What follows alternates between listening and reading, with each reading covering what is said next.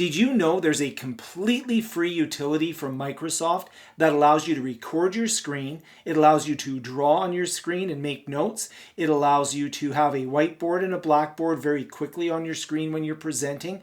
It allows you to zoom in on your screen so that you can display certain parts of your screen with more clarity to an audience.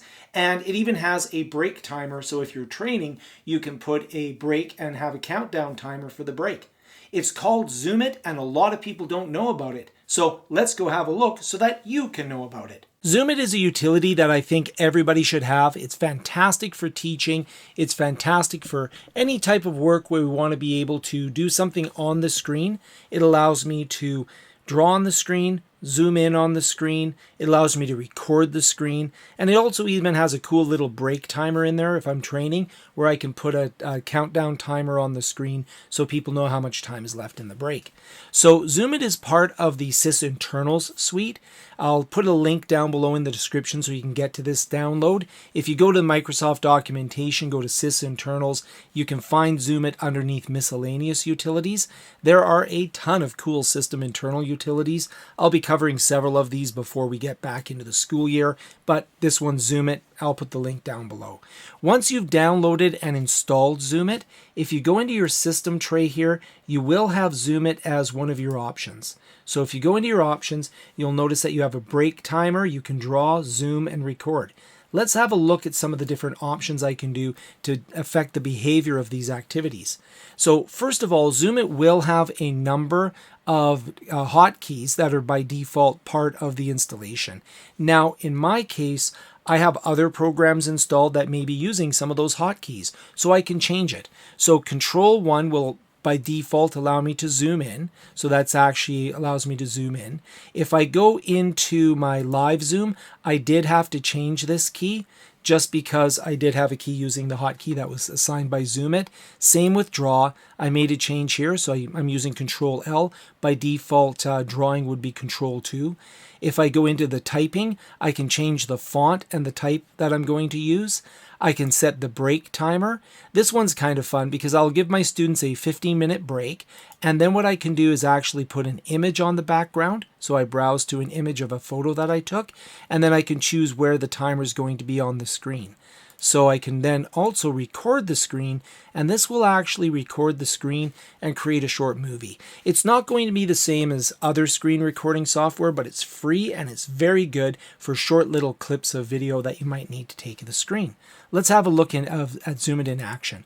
So here I have ZoomIT, and I'm going to go in and I'm going to press Control 1. So this is my Zoom hotkey. So I'm not doing this in the editing software, I'm doing this in ZoomIT itself. So you can see that this is 2 times the regular size of the screen, and that's what I chose. I chose in my options to make it 2 times. Hit the hotkey again and it goes back to normal. I'm going to hit my hotkey for doing drawing on the screen, and when I use my hotkey for drawing on the screen, it's really quite challenging. I'll draw a line. So you can see I'm drawing a red line here. A little dot appears. It allows me to draw a red line. I can change the color of the line, so I could make it an orange line, for example. If I want to put an orange line, I could make it a blue line, so I can make a little blue line that's in here.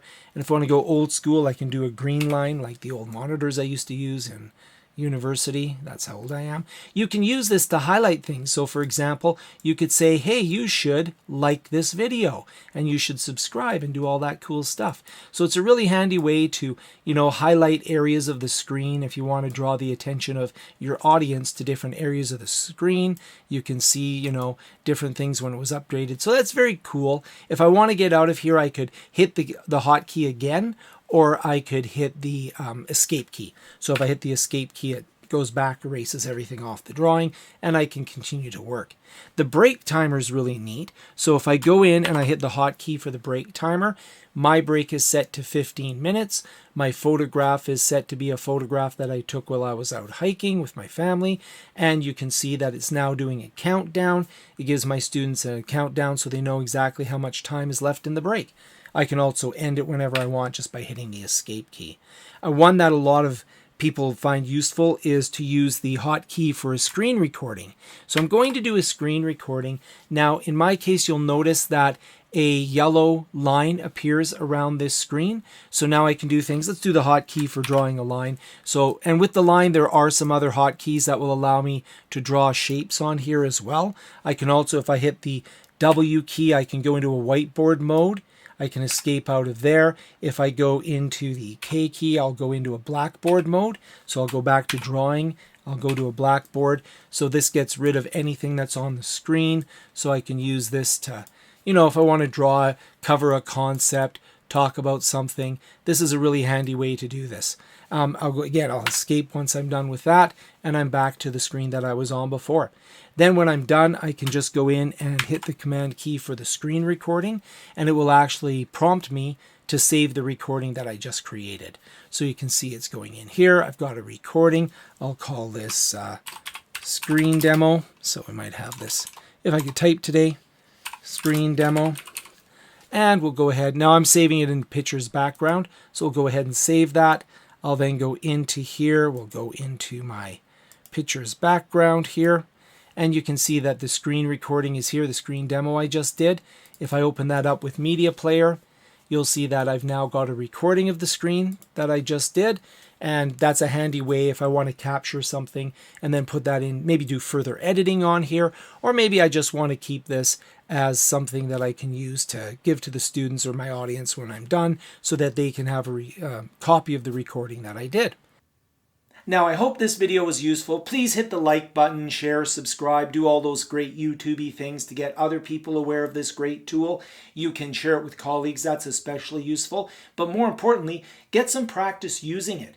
Try it out. See if it works for you. I'm finding it to be extraordinarily useful. It's so quick, easy, and hey, it's free. Can't complain about that price. So take a look, try it out. Let me know what you think in the comments down below, and stay tuned for more videos on how we can use technology to learn and teach better.